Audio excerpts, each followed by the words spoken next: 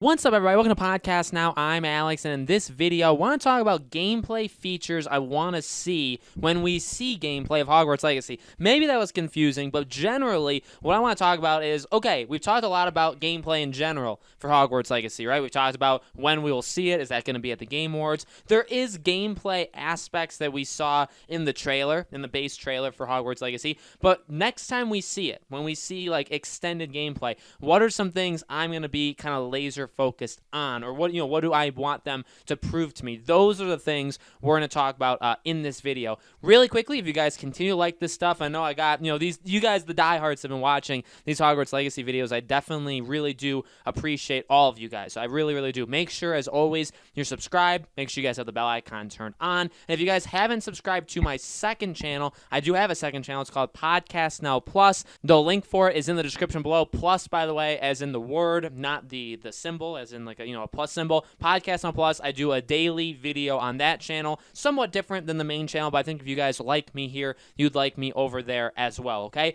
so let's talk about this. I was originally gonna title this like three things, like I had three pillars in my head of things. I'm gonna say those things out loud, but I feel like, as always with these videos, I talk myself into more things. So if I think of other stuff as we go along, I'll add it. Of course, I want to hear from you guys too in the comments, like what's literally what you guys are expecting to see from this game. The first thing I'll say is conversations. That's the first thing. It's a game that you're going to be doing a lot of stuff in. Obviously, wizard stuff or witch stuff, like magic stuff, is going to be a big, point of this game.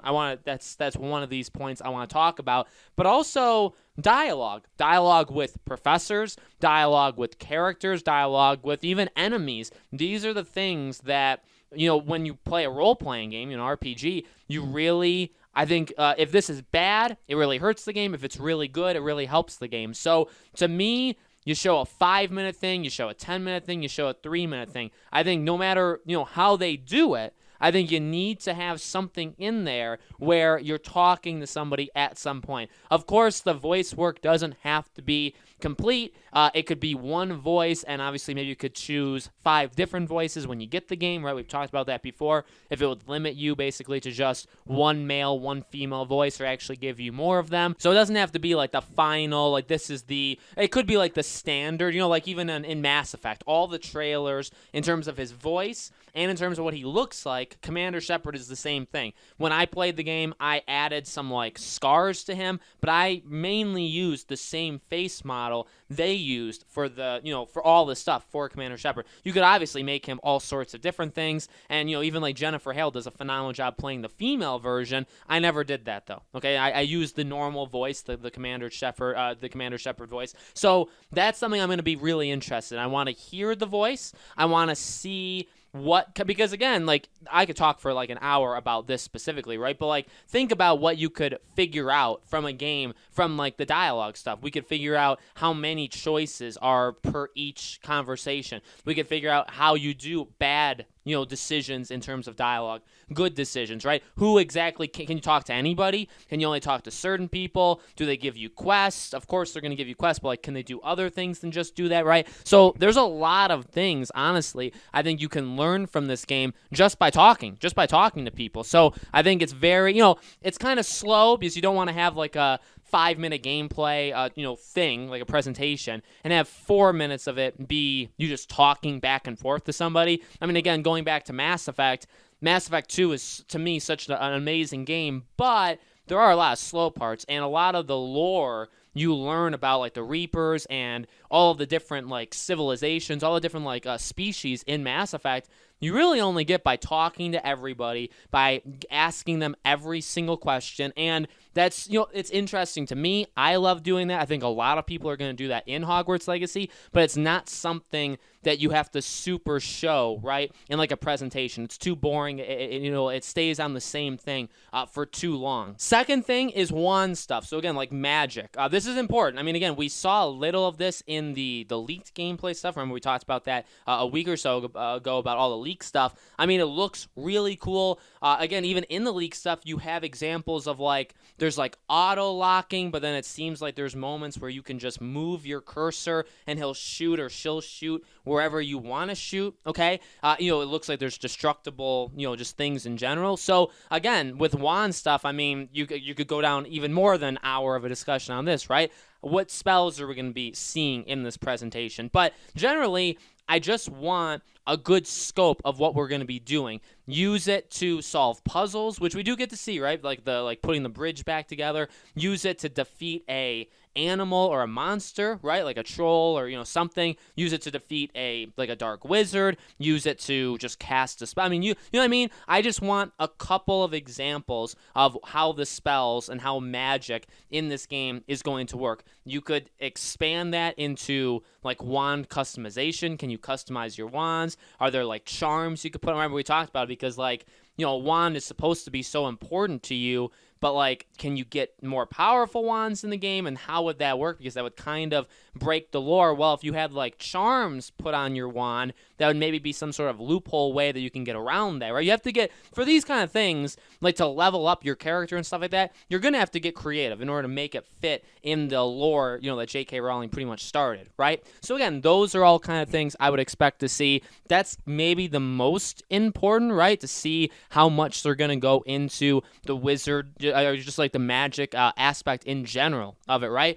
But the number one thing, or I guess this wasn't in order, but maybe the thing I'm looking for the most, I think a lot of people are probably looking for, is the exploration. So that's the third thing that I think they would need to show us when they show anything, absolutely anything. They would need to show, I would say, characters / talking. They need to show the magic aspect, but they also need to show what can we actually do, which could be attached, by the way, to the spells and stuff, but what can we actually do? Show us going to a class. Show us a small little dialogue thing. Do we get asked questions like a persona thing, right, where you have to take tests? Can we go into our common rooms?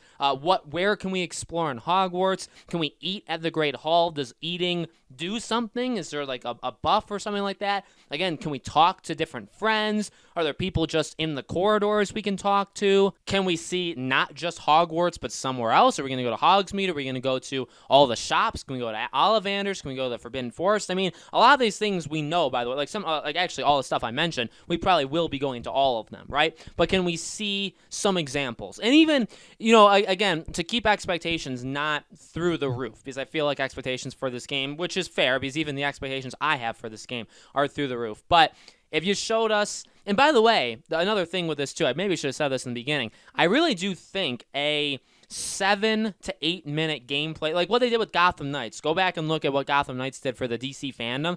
Doing something like that for Hogwarts Legacy is all I really, like, of course I'm going to cover, mainly because of the channel, right? I'll cover everything that comes out on this game, right? We'll talk about like every aspect, but in all reality, from like a personal point of view, I really don't need to see all that much. Show me how the game works. Show me some of the stuff you're doing in the game, and that's kind of it. I think in a 10 or less minute gameplay segment, you could realistically show us everything, everything that you want to show us for the game. But like I said, a big part of that, I think, will be showing us around. Now, why I bring that up in the first place? Well, maybe if they're trying to be secretive, they'll only show us Hogwarts leading into it. Maybe we won't see Hogsmeade at all. Maybe we won't see, Forbidden Forest at all. You know what I mean? Like, maybe they'll do that. That's fine. That's fine. If they want to just do, say, the very first gameplay thing we ever get of it, it's 5 minutes, and you're just walking around Hogwarts. Completely cool. Show us the Quidditch grounds. Show us wherever you want, but just show us basically your character